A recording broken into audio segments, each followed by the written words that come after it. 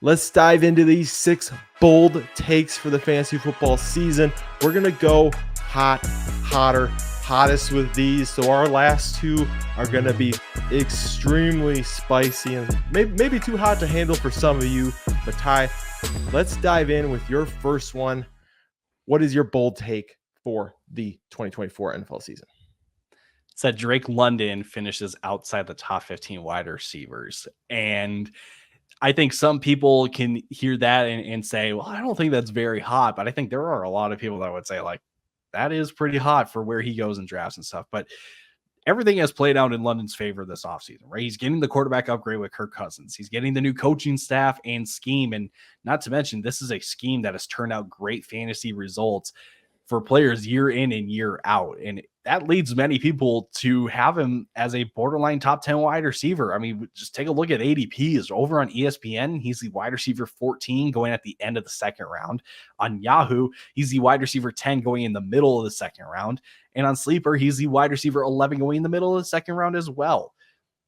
But we have to acknowledge that while Kirk helped JJ become the wide receiver 1 overall in fantasy, that doesn't mean it'll happen again, right? Drake London is not Justin Jefferson.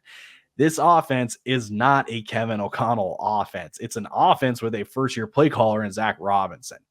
So we could be a year too early on London, and I think there's more reason to believe that than not.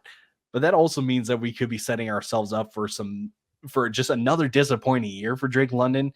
He's still going to be in your lineup almost every week. But if he finishes outside the top 15, it's just going to feel like a disappointment.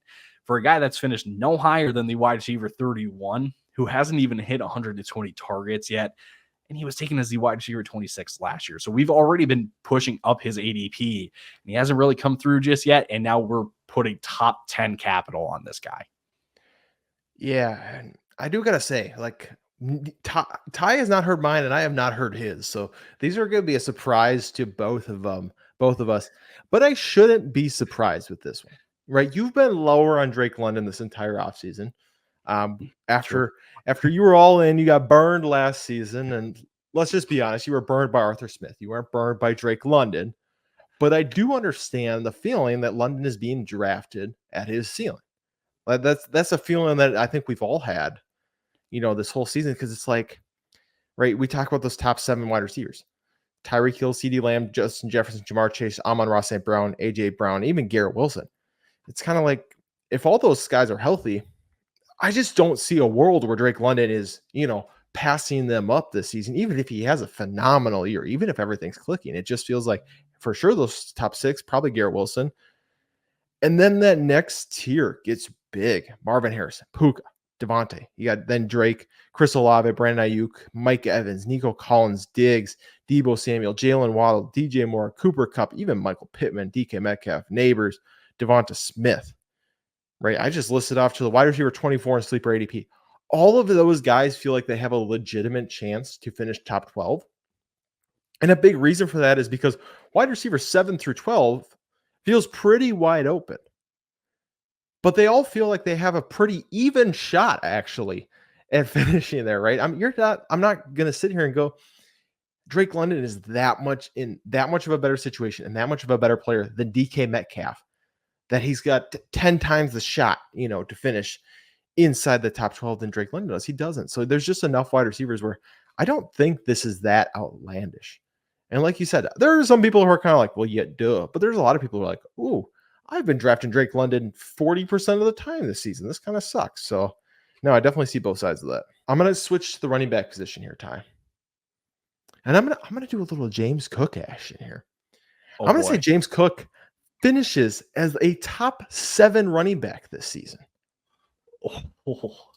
Top 7. So right now, currently, James Cook, I should have had this fully ready.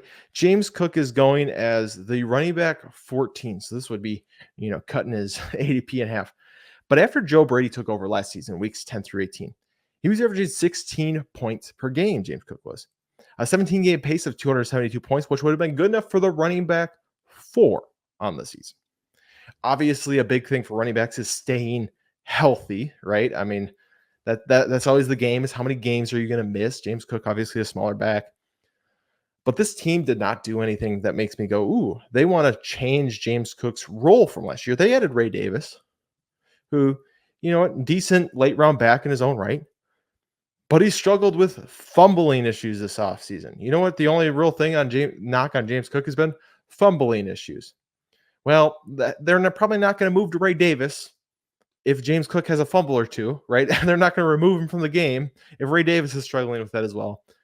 And the thing for me with Cook, his last season, 235 plus carries, 1,100 plus yards, great efficiency. We see that a lot with rushing quarterbacks.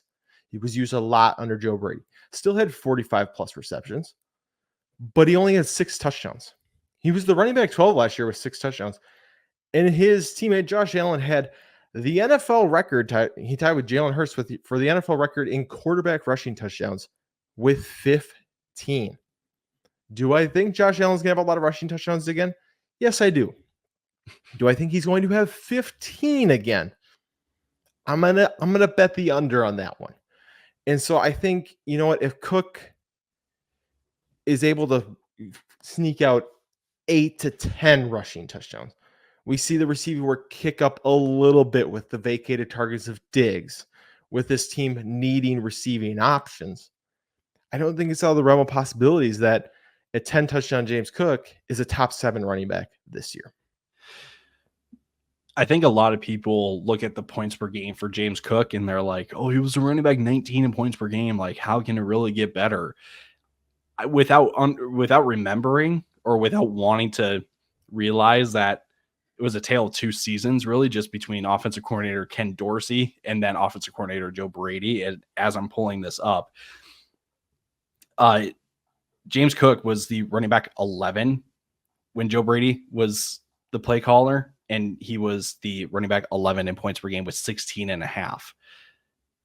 James Cook is in a prime spot to get high value touches in this offense, because let's see these wide receivers don't, really come through like we saw kind of last year with Patrick Mahomes, right? With his wide receiver core. Now, Buffalo's, top 3 of Shakir and Curtis Samuel and Keon Coleman is probably like, a good measure better than what Mahomes had in his top 3 receivers last year. But the point is, there's not really like a standout guy in that wide receiver room. So if there's a guy that they're going to rely on just because he's been in the offense before, it's going to be James Cook, right? And you may not want to watch James Cook. He's not going to be the most efficient back, right? The one complaint you could have about James Cook is that he just doesn't have the size to handle a 3-down workload. But the thing is, if he's on the field for 3rd downs while still getting a lot of carries between the 20s, it's one of those that you just kind of, you lock into your lineup, you don't watch it, but you know that he's going to give you 13, 14, 15 a week just because he's going to be touching the ball so much. So top 7 is quite interesting, because especially when you look at the top of the board or top of the rankings and stuff and ADPs and who are these 7 running backs, it's quite the list to crack. But at the same time, volume is king, man. Doesn't matter how talented you are. If you're going to get touches, you're going to find your way up the leaderboards by the end of the season.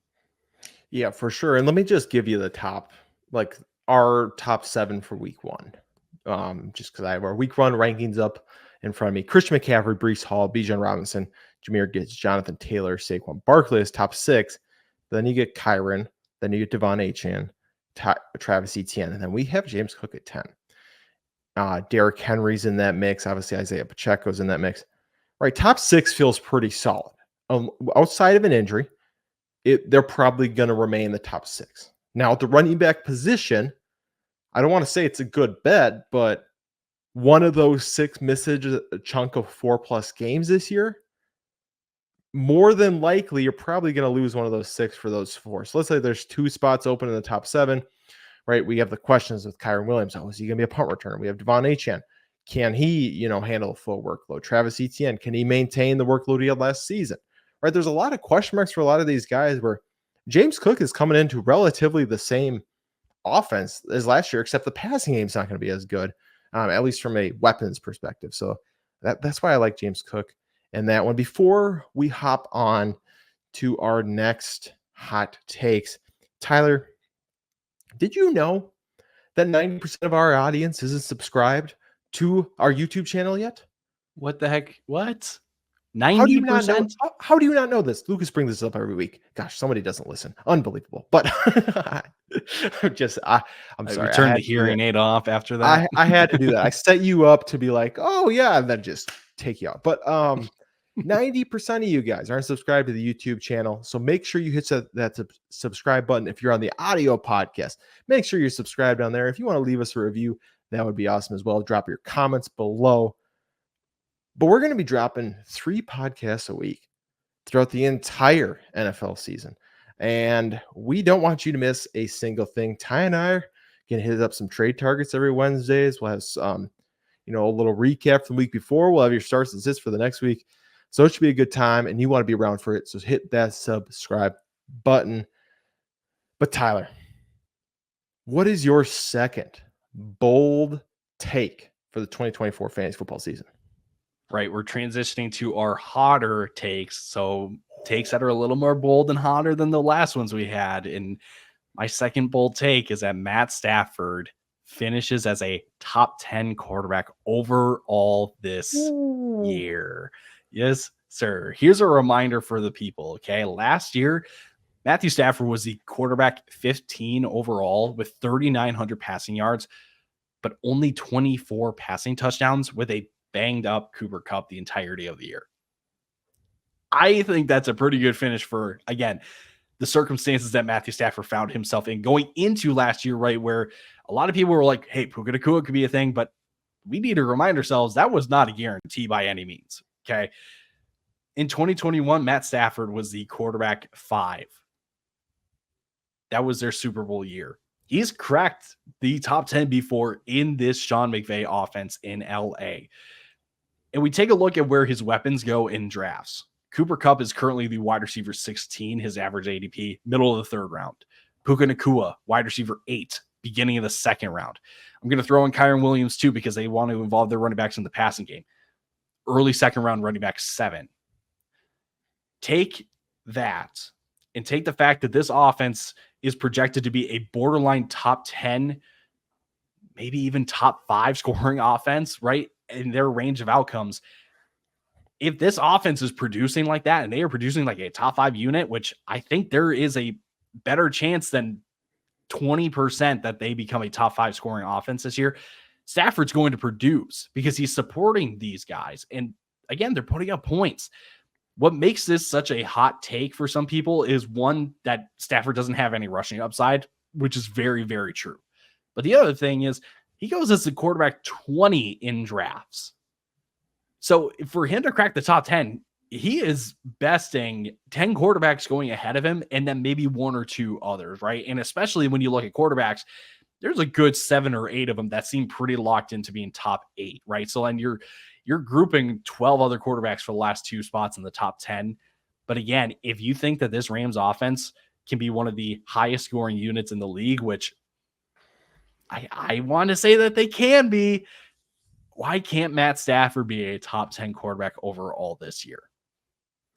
Yeah, I'm gonna be honest, I don't like this one.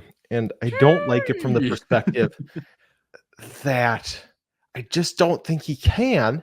But at the same time, I'm such a believer in this Rams offense that if it goes the way for these wide receivers and Kyron that I think it could, it's probably going to put Stafford right there where he can, it's just like, because one side of me is kind of like, he's not a rushing quarterback, like you said. And you have to hit 35 touchdowns. He'd have to hit 4,500 yards. But the other side of me is kind of like, yeah, but why can't he do that in the offense that he's in, right? Like you said, he's got 2 great weapons. If they're both healthy and he's got Kyron and Sean McVay and Demarcus Robinson as plays as well as he did last year, it's just kind of like, yeah, the path has to be there. Is it super likely at this stage of his career?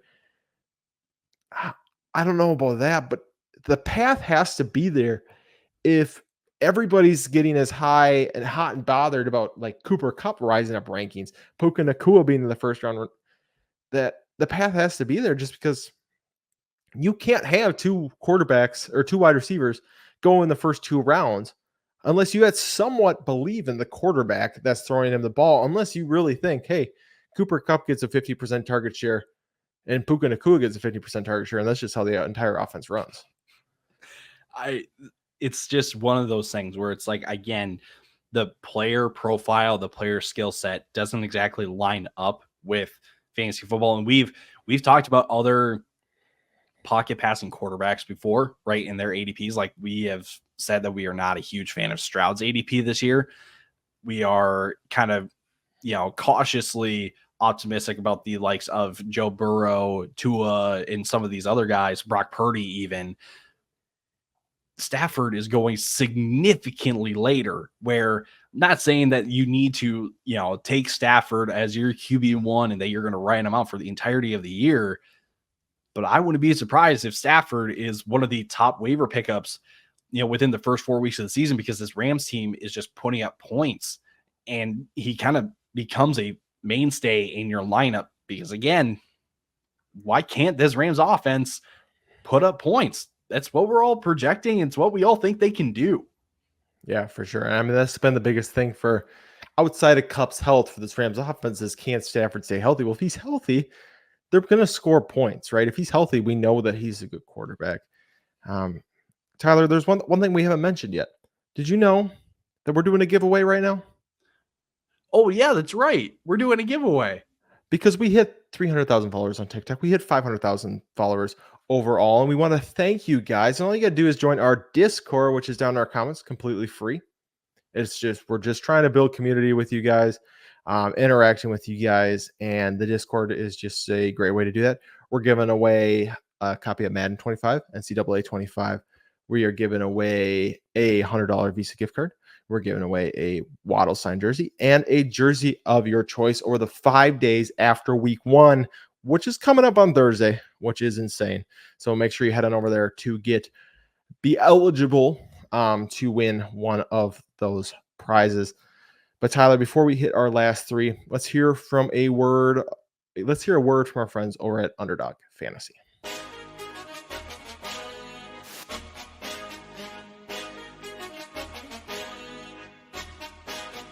Today's podcast episode is brought to you by our friends over at Underdog Fantasy. Now, we love Underdog. It is the easiest place to play best ball formats, and they even have their own form of player props called Pick'em. You can make up to 20 times your money on a single night by correlating props together. 2 picks will triple your money, 3 will 6 times it, 4 will 10 times it, and 5 plays that all hit will multiply your entry by 20. You can even place insurance on your picks too, so if only 4 of your 5 props hit, you still get 10 times your entry. And if you use our code FELLAS when signing up, Underdog is going to double your first deposit up to $100.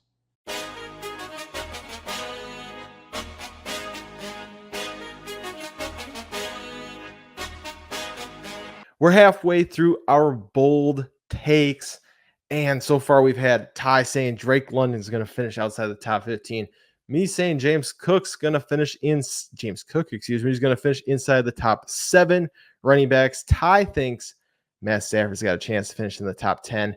And to continue our hottest bracket, because remember we're doing hotter bracket, not hottest, hottest. I have that Trevor Lawrence is going to outscore CJ Stroud in fantasy points this season. I know. Oh, man. It is spicy. But the reason is the rushing production is a huge plus for Trevor Lawrence, who's a sneaky rushing quarterback. He's a guy who's had over 300 rushing yards, or he's averaging about 300 rushing yards a season. It's between 3 and 5 rushing touchdowns this season. And I know last season, CJ Stroud did end up with 3 rushing touchdowns. But on under 50 carries a season, that's not something you can continue to rely on. And let's say this year, Trevor Lawrence has a great rushing season. He puts up close to 400 yards. He had 360 last year. He rushes for 4 touchdowns versus CJ Stroud doing 150 rushing yards again and scoring 2 touchdowns. We're talking 56 fantasy points for Trevor Lawrence compared to 21 fantasy points for CJ Stroud, which is a 35 fantasy point difference. To put that into perspective, that would mean that CJ Stroud would need an extra 300 passing yards and 6 passing touchdowns to make up that gap on Trevor Lawrence. Last season, T-Law had 2 less passing touchdowns than CJ Stroud did, and he also had 8 more passing yards than Stroud did. The big difference there was that Trevor Lawrence had 12 more turnovers. Right. And I'm not trying to argue last year that Trevor Lawrence was great, right? Last year was a bummer for Trevor Lawrence. Last year felt like, hey, the first year was awful under Urban Meyer. Second year, he looked pretty decent. Third year, we're going to take that jump. And it was a little bit of that regression. CJ Stroud, we're in the first year was amazing, right? Offensive player of the year. This next season, we're going to take this huge jump, adding in Stephon Diggs. But my thing is, I think Trevor Lawrence still can make that jump. I haven't given up on Trevor Lawrence. I think that last season, having Christian Kirk hurt, having Calvin Ridley come back and having it being his first season, back in over 2 years, wasn't an ideal situation for T-Law. And so I'm saying he can make a similar enough jump. And with that rushing upside, I think he can close the gap on CJ Stroud. Do I think he outscores him by 50 fantasy points? No. I mean, this would be a very tight gap if he does. But if CJ Stroud throws, like I said, for 30 passing touchdowns and 4,500 yards, 33 passing touchdowns and 4,500 yards, if T-Law hits 4,200 yards and 27 passing touchdowns, and he has a big enough rushing gap, he can make that up. And then you look at the weapons too, right? I think we talk so much about, hey, Houston's got these great weapons. They got Nico, they got Tank, they got Stephon Diggs, they got Joe Mixon. Well, the Jaguars have, Christian Kirk, Brian Thomas Jr. Obviously not as great of a, wide receiver room as Houston is. But Evan Ingram's nothing to, shake your head at now. I know he had a rough start in New York, but he's really turned it around down in Jacksonville. And Travis Etienne is a much better running back than Joe Mixon at this point in their careers. Both from a rushing and a receiving standpoint. So I think Trevor Lawrence has comparable enough. I'm not saying they're the same. I'm saying they're comparable enough weapons to CJ Stroud that if they both can take a jump forward, the rushing production for T-Law could allow him to outscore CJ Stroud this season. I think a lot of people will look at what happened in Jacksonville last year and what's happened this offseason, and they will say there's no way that they got better. Sometimes it's a matter of addition by subtraction. Honestly, you're getting rid of Calvin Ridley, like who, yes, we think is still a quality wide receiver and who got paid like one right in Tennessee. But you bring in Brian Thomas Jr., who might be gives this wide receiver room a little bit of youth that it needed, right? You bring in Gabe Davis, who hasn't really come through in fantasy just yet, but you're letting out a Zay Jones that battled injuries last year and is now suspended for the first 5 games this year because of a what is it, a PED usage thing. Again, most people may look at that and be like, they lost more than what they get, than they got back. All these guys kind of fit into what this offense wants to do, which is a lot of downfield passing and then opening up space underneath for guys like Christian Kirk and Evan Ingram, who are actually pretty, underrated yards after the catch kind of people. And I think the other concern then too is looking at just the offensive line, and people will go, wow, their offensive line last year was really, really bad. Just there's some merit to that as well. Mm-hmm. I think the other thing is too, I think a lot of people don't understand exactly where an offensive line can go wrong. It kind of starts from the inside and it works its way out. I mean, you look at some teams like Minnesota, just because we're hometown fans. You got really good bookend tackles with Darisaw and Brian O'Neill. Most of the offensive line problems have come from the interior, right? With your guards and your center. If you don't have a good center and you don't have a good guard pairing, your offensive line really isn't going to do a whole lot. So that's why they went out and signed a guy like Mitch Morse, who is another underrated player to play in this offensive line that has been in Buffalo for the past 6 years, I believe. Like this team may not have gone out and brought in the flashy names or the big name, big ticket free agents that were on the market. They brought in guys that actually kind of fit their team and fit their scheme a little bit better. So I don't think a lot of people are realizing that Jacksonville actually added more than what what meets the eye. So That is a bold take, though, to say that he's gonna outscore CJ Stroud. The thing is, like, there is a path there that people just don't want to acknowledge, or at least just don't recognize. For sure. And I think the thing too is Stroud is similar to Stafford and the fact that he's not going to have that crazy rushing upside. So, like we talked about with Stafford, Stroud needs to hit 4,500 yards, 35 passing touchdowns to be in that top 8 conversation. Could he do it? Absolutely, he could. But he has to have a perfect season. And I think, if he's anything off of that, and Trevor Lawrence kind of takes the jump that we thought he was going to take last year, right? I think that could be the perfect storm to see this happen. The Jaguars are kind of like that post-hype sleeper right now for me as a team.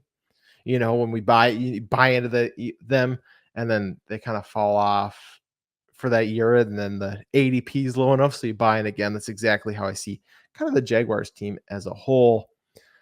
But Ty, the moment the people have been waiting for, the hottest bold takes. And I'm going to be honest, sometimes you cook some stuff up and it scares me a little. So I'm a little nervous to hear what you've got cooked up over here for your hottest bold take of the offseason.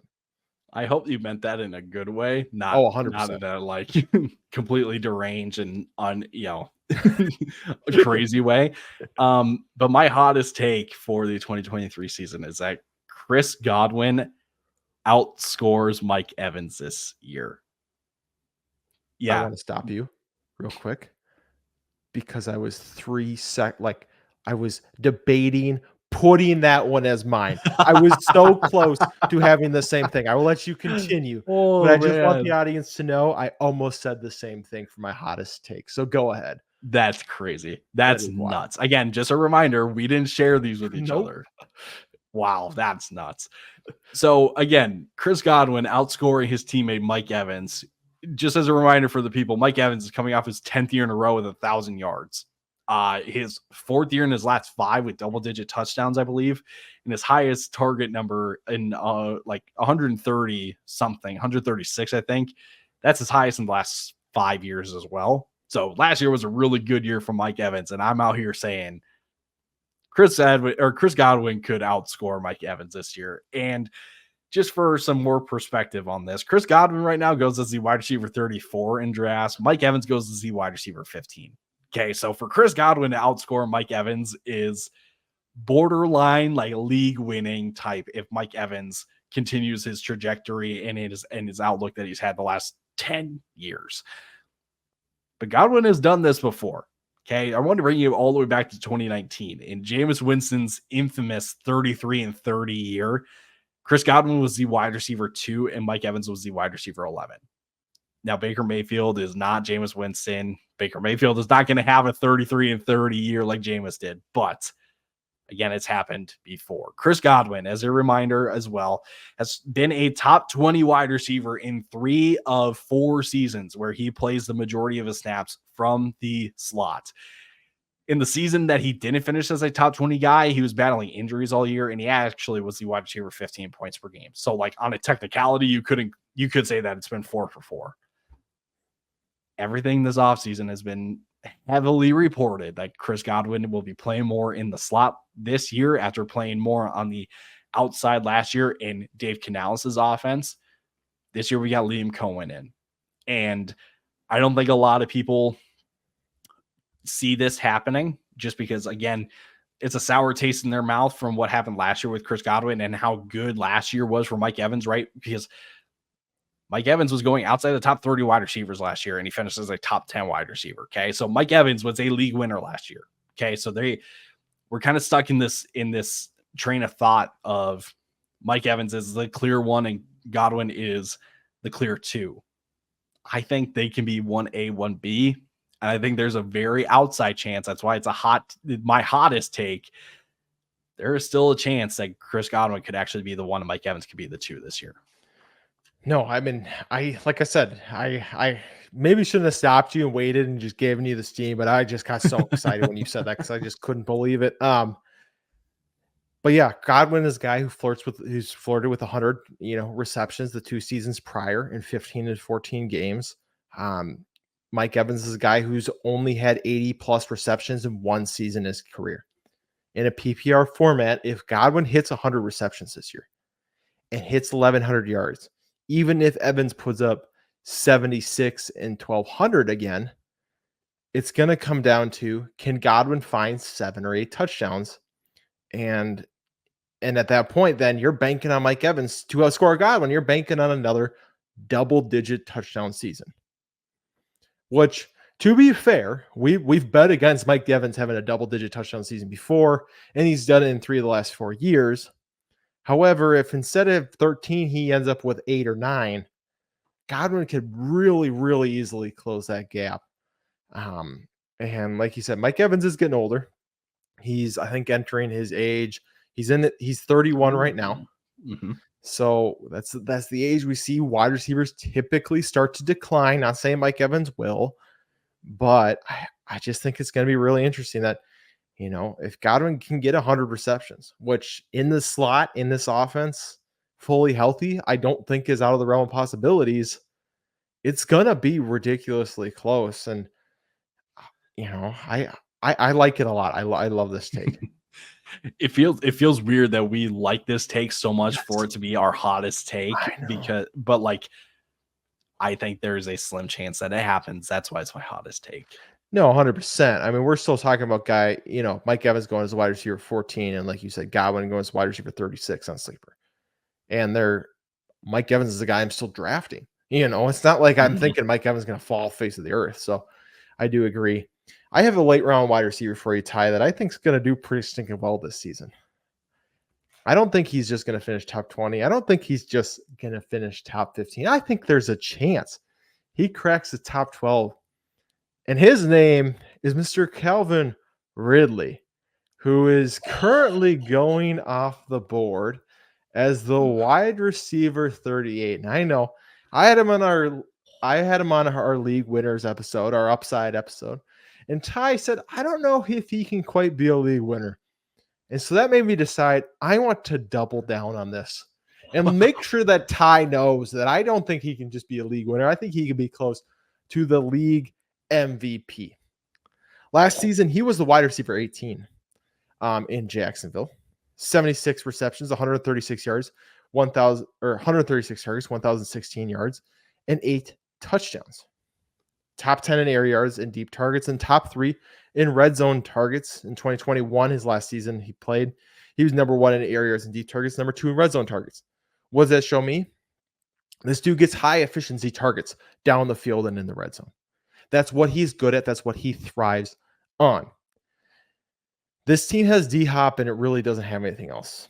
I tried to hold out hope for Treylon Burks. I really did. I wanted it to work so badly. Yeah, that I even traded Lucas Michael Pittman and a pick for Treylon Burks last year. And it just blew up in my face, right? I mean, I'm feeling really, really hurting about that one in a dynasty league.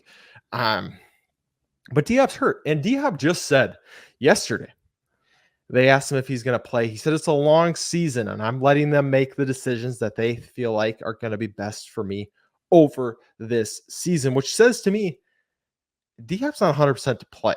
And at 32 years old, right, going on to be 33, I'm not loving that, for D-Hop this season. And I think D-Hop can have a good wide receiver 2 season and Ridley can still be fantastic. The other thing you brought up about Ridley, the money. I think that's huge. I think getting $90 million, I think is what he got, or something ridiculous. You want to fact check me on that, what his actual contract was. But it's reminiscent of Christian Kirk, right? A team we're going to pay the bad team tax and we're going to throw the ball a ton.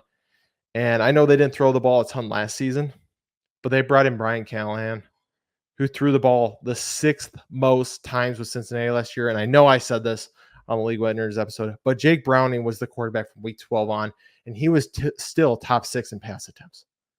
This team will throw the ball a lot.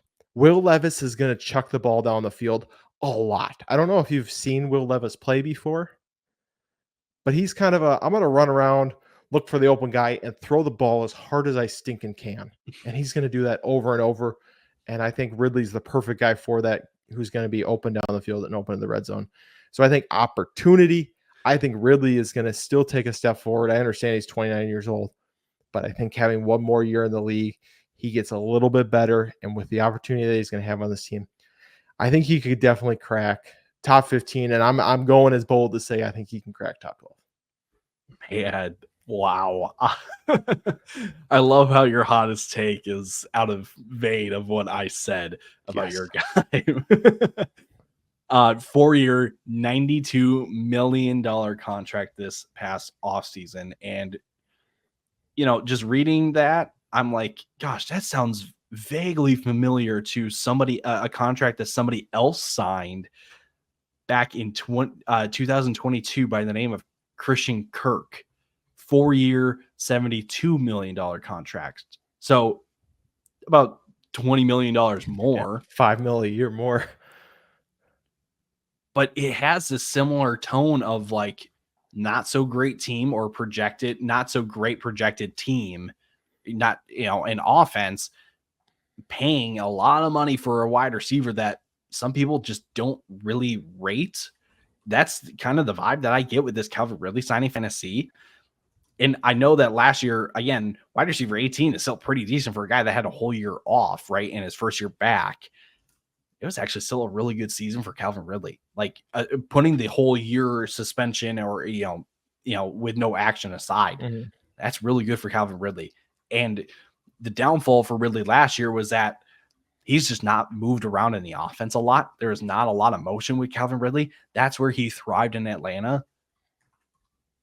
I have to think the Tennessee kind of sees that with Calvin Ridley, and they're like, hey, we can get the most out of Calvin Ridley when we do this.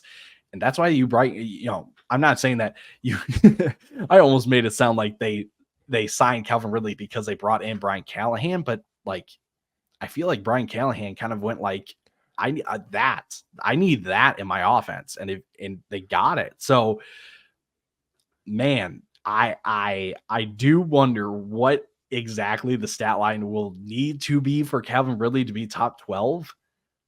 But at the same time, like, maybe Tennessee is just a little bit better than people expect them to be.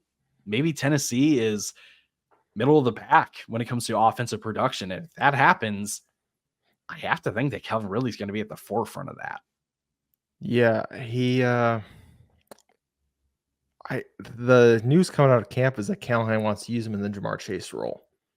And Jamar Chase makes big plays and scores touchdowns. That's what it means, right? He's a big play guy who scores touchdowns. Well, that's what Ridley's been good at his whole career. So I gotta say it's in the realm of possibilities. If he hits 9 touchdowns, if he can hit 1,200 or 1,150 yards, if he can hit 85 receptions, right? I think he can definitely flirt with top 12. But we wanted to give you one more little bonus thing just before we headed out. We were going to give you our bold take on an NFL team for the season. And we'll just give it to you real quick before we log off. But Ty, what is your bold take on an NFL team? Who are you getting behind that you think the public might be against? I don't want to call it a throwaway comment, but the Indianapolis Colts. Okay. I may or may not have said that this offense could be a top 5 scoring unit in the league when I was talking about Anthony Richardson as one of my flag plants. But I seriously think that Indy, with all the talent that they have, yes, I think people kind of cooled off on that a little bit just with all the training camp, reports of Anthony Richardson in Cincinnati and all those different kinds of things.